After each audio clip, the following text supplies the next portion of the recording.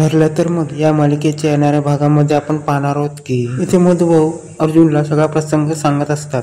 जसे मधुभाऊ एक एक प्रसंग सांगत असतात तेव्हा अर्जुन आणि सायली सगळे ऐकत असतात आणि सायली आणि अर्जुन त्यांच्या पाठीचे खंबीरपणे उभे असतात. तेव्हा जे सांगत असतात त्यांच्यामधील भावनिक राग आणि सगळा प्रसंग त्यांच्या एका ह्याच्यातून दिसत होता. तेव्हा अर्जुन मधुभाऊंना सांगतात, तुम्ही घाबरू नका, सगळे प्रसंग व्यवस्थित सांगा. तेव्हा अर्जुनची नजर खिडकीमधून प्रियाकडे जाते.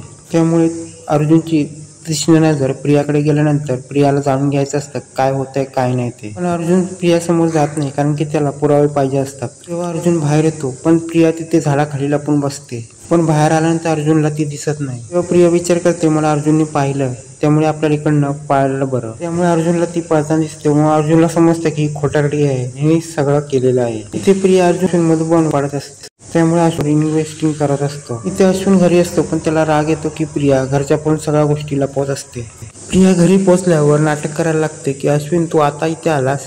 तेव्हा अश्विन बोलतो प्रिया तू आता कुठे गेली होतीस. तेव्हा प्रियाला काय सांगू काय नाही असं वाटत असतं कारण की तिथे तिला अर्जुनने पाहिलं असताना इथे आल्यावर अश्विन तिला विचारत असतो. तेव्हा अश्विन बोलतो प्रियाला तू कुठे गेली होतीस घरातल्यांना न सांगता. तेव्हा मला विमलने सांगितलं ती गडबडीने कुठे गेली पण तू आता मला घाबरलेली दिसत आहेस. तेव्हा प्रिया विचार करते ही विमल ही माझी चोंबडी चौपाटी करते आणि ती अर्जुन आणि सायलीला सांगते. किंवा प्रिया अश्विनला गडबडून सांगते की मी माझ्या मैत्रिणीकडे गेली होते काहीतरी प्रोजेक्ट बद्दल विचारायला आणि प्रोजेक्ट बद्दल मला तिला हेल्प करायची होती म्हणून मी तिकडे गेली होती. तेव्हा प्रिया बोलते तू काळजी करू नको. तेव्हा अश्विन बोलतो मी काळजी करत नाही पण तू अशी वागतेस ना अर्जुन आणि सायलीच्या आणि सगळ्यांच्या नजरेत तू खोटी ठरशील आणि अर्जुन आणि सायली खरे ठरतील. आश्रमात अर्जुन आणि सायलीने एक एक पुरावा शोधून काढले असते. त्यामुळे मधुभाऊ अर्जुनवर खुश असतो कारण की त्याने एक एक बारीक पुरावा शोधून काढलेला असतो. तेव्हा इथे अर्जुन विचार करतो की साक्षी जेवढी गुन्हेगार आहे तेवढी ही प्रिया पण गुन्हेगार आहे, तिला कायद्याची नोटीस पाठवली पाहिजे. त्यामुळे चेतनने 18 तारखेची सुनावणीची नोटीस ही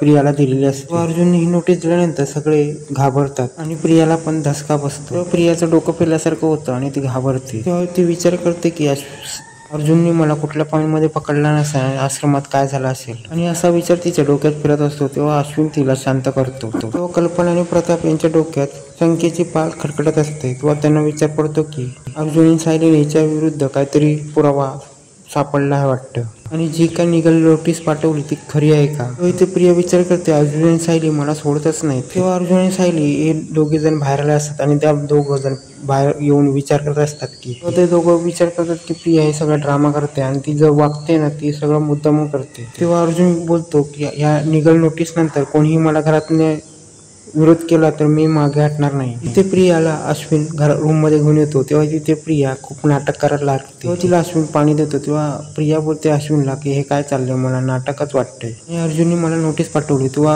अश्विन बोलतो हे दादाचं आहे, ते मी काहीच बोलू शकत नाही. तेव्हा प्रिया अश्विनला बोलते मला भीती वाटते कोर्ट कचेरीची, मी काहीच केलं नाही तरी पण हे असं कसं. तेव्हा इथे प्रिया झोपते आणि तिला स्वप्नात दिसतं की तिला कोर्ट कचेरी चालू असते आणि तिला पोलीस कोठडीत घेऊन जात आहेत. हे सगळं तिला स्वप्नात दिसत असतं. ह्या सगळ्या स्वप्नात गोष्टी घडत असताना ती झोपेतच बडबडायला लागते. त्यावेळी तिला स्वप्नात खून केल्यावेळीचा प्रसंग आठवतो. तेव्हा तिला दिसतं की साक्षी गोळी झाडते आणि ती बोलते साक्षी तू काय केलंस, तू गोळी का झाडली. त्याच वेळेला ती मधुभाऊंच्या डोक्यात फ्लॉवर पोट टाकते आणि ते तिला सगळं स्वप्नात दिसत असतं आणि ती स्वप्नातच बडबडत असते मी हे नाही केलं, मला सोडा. आणि ती बोलते मी महिपंतला आणि साक्षीला मदत केली पण मी काहीच केलं नाही, मला सोडा. पण हे अश्विन बाजूला झोपलेला असतो आणि तो सगळं ऐकत असतो. तेव्हा प्रिया विचार करते मी जे बोलले ते अश्विनने ऐकलं का आणि ती गडबडून जाते. अश्विन बोलतो तुला दादानी नोटीस दिली त्यापासून तू वेड्यासारखी वागतेस. पण प्रियाने झोपेत जे बडबडत असते ते अश्विनने एक एक पॉईंट डोक्यात ठेवलेला असतो. अश्विनच्या डोक्यात विचार येतात आणि त्याच्या हातात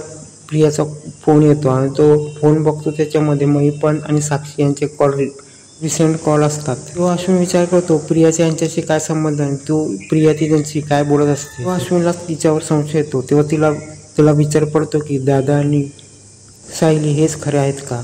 अश्विन विचार करतो मला तन्वीवर प्रेम आहे पण हिला त्याच्यातून सोडायचं असेल तर मला दादा बरोबर रिक्वेस्ट करायला लागेल. तेव्हा अश्विन एक स्टँड घेतो आणि सगळ्यांना बोलून घेतो. तेव्हा अश्विन हा प्रियाचं सगळं कारस्थान त्यांच्या समोर उघडकीस करतो. अर्जुन आपल्या फोन मधला एक व्हिडिओ अश्विनला दाखवतो आणि बोलतो प्रिया कुठे आली होती माहितीये का. अर्जुन अश्विनला बोलतो ही झाडा पाठीला पण बसलेली. तेव्हा अर्जुन अश्विनला धक्का बसतो. तेव्हा अश्विन प्रियाला बोलतो हे सगळं काय आहे, तू मैत्रिणीकडे गेली होतीस ना आणि काय बोलतेस तू, किती खोटं बोलशील. तेव्हा अर्जुन सांगतो की ही या घरामध्ये तुझ्यावर लग्न करून आली आहे ती खोटी तन्वी बनवूनच आलेली आहे. तो अश्विन अर्जुनला बोलतो मला माफ कर, मी तुमच्याबद्दल खूप वेगळा विचार केला. तो अश्विन बोलतो या सगळ्या गोष्टी घडत आहेत ना, याच्या सगळ्या जबाबदारी ही तन्वी आहे. तेव्हा सायली प्रियाला बोलते की तू किती पण खोटं कर तरी पण सत्याचा विजय होणार. तेव्हा सायली प्रियाला बोलते तू झोपेत काय ना काय बडबडलीस पण तुझी सगळी कहाणी आता अश्विनला समजली. तेव्हा सायली प्रियाच्या पणकन कानाखाली लावून देते आणि तिथे प्रिया रडत राहते. तेव्हा सगळेजण प्रियाकडे बघायला लागतात आणि प्रिया ही मुद्दाम रडत असते, सगळी सिंपत्ती मिळवण्याचा प्रयत्न करत असते पण तिची कोणीही बाजू घेत नाही. आणि लाडकी सून तन्वी ही पण साक्षीला मदत करते. हे ऐकून सगळ्यांच्या पायाखालची जमीन सरकलेली असते. अर्जुन अश्विनला बोलतो की काय झालं तरी हिला कोर्टात हजर राहायला लागेल, कारण की मी तिला सोडणार नाही, कारण की ती मधुभाऊंवर आरोप केले आहेत. तेव्हा इथे सायली अश्विनला बोलते तुम्ही या सगळ्यांमधनं बाहेर या, कारण की ही प्रिया खोटारडी आहे. आणि आता अर्जुन कोर्टात साक्षी आणि प्रिया विरुद्ध कशी बॅटिंग करणार हे पुढे पाहणे रंजकच होणार आहे.